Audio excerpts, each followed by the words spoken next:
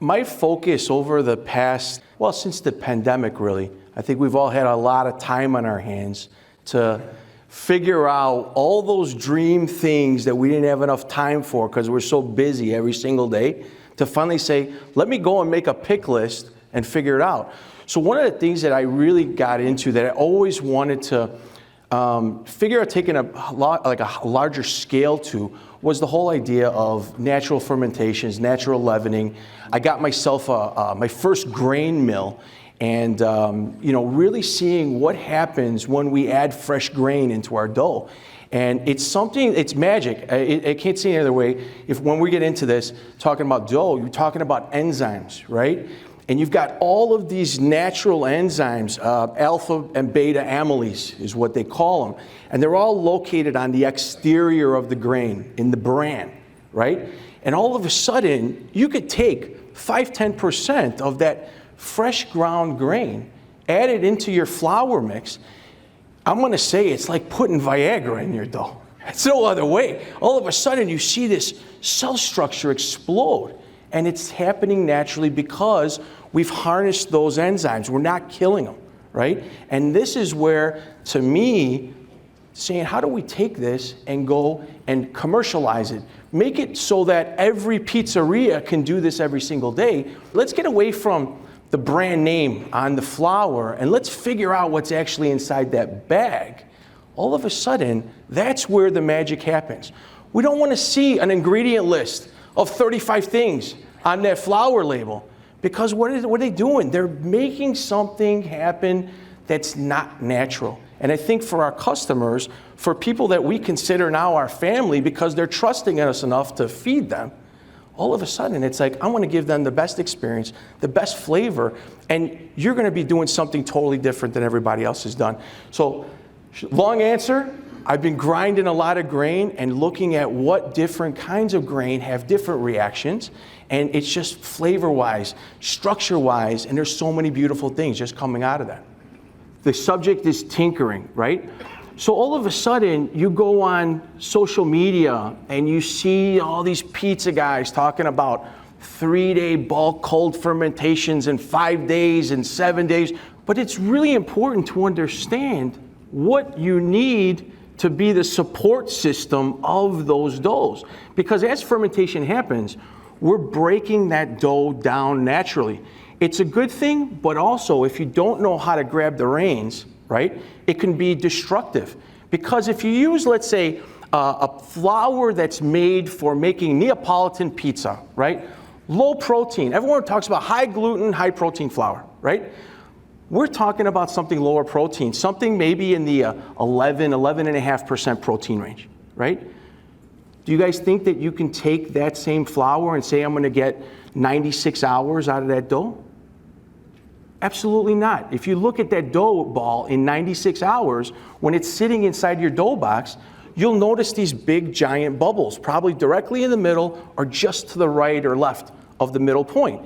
If you're today going into your pizza shop and opening up your dough boxes and you see that that's what your dough ball looks like, if you're having problems with structure, things like the dough maybe looks a little gummy inside, things that are all in that nature of the dough collapsing as it rises, it's 100% because you're not using the right flour for the process that you're trying to create.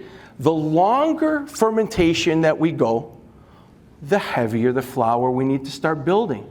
So those of you using heavier flours, 14% protein, right? There's lots of American mills, great stuff, like, the General Mills, All Trumps of the world, and the Kairos, and all those high protein flours. You need something like that if you're planning to go 72, 96 hours or longer, right? But if you're only going to say, in my pizzeria, I'm looking at a dough that needs to go 24 to 48 hours, you absolutely don't want to go as heavy as possible. You want to start going a little bit lower, because the lower that you can go and that balance between fermentation and strength of flour, all of a sudden you're going to find where the happy place is. 48 hours, maybe with a 13% protein. People in the world right now are using tons of patent flour. I'm seeing patent flour. All the Detroit pizza guys, right? we're looking at something 12.5%, 13% protein.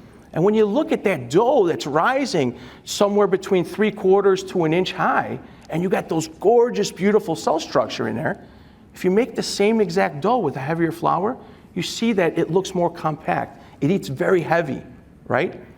So the flour weight is really critical to that long fermentation process. Why do we even like long fermentation? You get a lot of flavor. You get a lightness to the dough because we're consuming all of those heavy starches from the flour. At the end of the day, that's really what the game is. How do we make a better dough? Make your dough light by picking the right ingredient. And that would probably be my number one thing that I would say is a mistake, especially by new people. When they come in and they start seeing all of these different flours in the world. Yeah, there's the cool kids on the block that are using and they're promoting certain flours. But it's really important to also say, why am I using this? And what are the benefits of these different types of things? What is fermentation? Fermentation has nothing to do with time. Fermentation is specifically yeast consuming sugar. And what happens when yeast consume sugar? We create ethyl alcohol and carbon dioxide. This is what causes our dough to rise, right? What's maturation? Maturation is the time from the dough being created until the time that that dough goes into the oven. Maturation has to do with time. Fermentation has to do with a chemical reaction consuming sugar to create air. That's simple. Let's just call it fat. Right? Because in my Chicago dough, right, I use lard. I love to use lard in my dough. And then, as a kid, we started getting a little older and, I can't use lard anymore, right? So we switched to, shortening. Shortening, trans fats, we can't talk about that anymore. So we went to the next healthiest option, which was corn oil, right? Love the dough with corn oil in it. Beautiful flavor. Well, corn oil wasn't good anymore. We all switched to canola then, right? And then canola, then, Wolfgang Puck came out and everybody's putting olive oil and everything, right?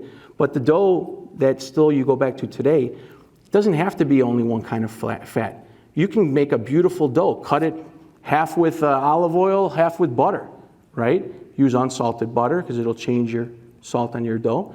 You could take, again, straight lard. You can use lard and olive oil. Make your own blend.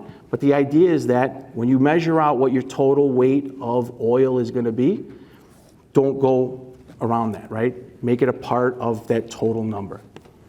Salt is critical to making dough, right? Because salt will inhibit fermentation. It'll slow things down.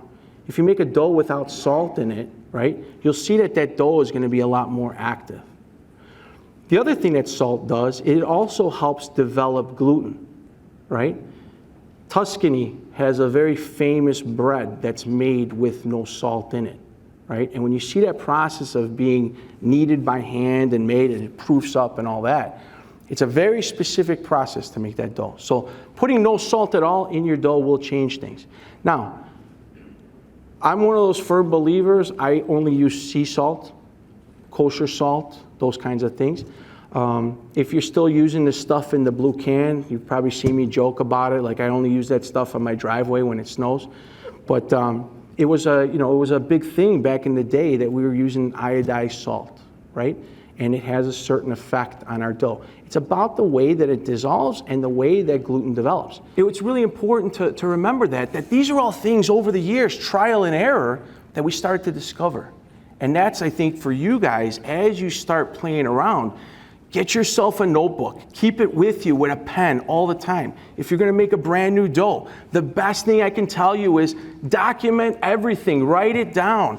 Get yourself a digital thermometer. If you're making dough without a thermometer, I'm going to tell you you're 100% doing it wrong. Because time and temperature have the greatest effect on our dough that we can look at, right? The warmer that dough is, the faster that yeast is moving, and the faster that dough is going to rise. So if we're trying to grab the reins and we want to go 72, 96 hours, are we going to do it grandma style, like my grandmother Sunday morning, 7 a.m., mixing active yeast and hot water and all this stuff because she wanted the pizza ready in a few hours? No, we're going to go the other side. We're going to go as cold as possible and maybe even use ice water. It's important to document what your temperature was, because if you document the successes and your failures, I could probably tell you I've probably got way more failures than I do successes. But when you have that first success and you're like, man, this is slap your mom, it's so good.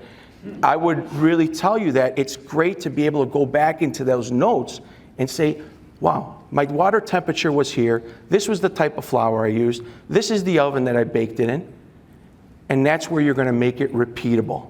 And I guess at the end of the day, it's really making it repeatable. We open a pizzeria with the idea that, yeah, we want to make a couple pizzas and feed some people. But then once you're in the grind 7 days a week, it's like, man, I want to build an empire, right? I'll tell you what, man, everybody that's built an empire, we all go back to the basics, no matter what point they're in. And that's really, really important. Change one thing at a time. If you're going to play with your dough recipe, all of a sudden you change something, you adjust the yeast, you adjust the water, the temperature. You don't know what worked and what didn't work. So when you do a test, do a simple test. Change one thing, document what it did. Did it do what you wanted? Are you going to make a change? The right side of the column, mark, this is my notes, this is what I'm going to do on the next variation. To be able to make a dough today and then say, I remember I did something 2 years ago. That's pretty cool to go back and, because you're going to forget everything, right? And go back and look at it.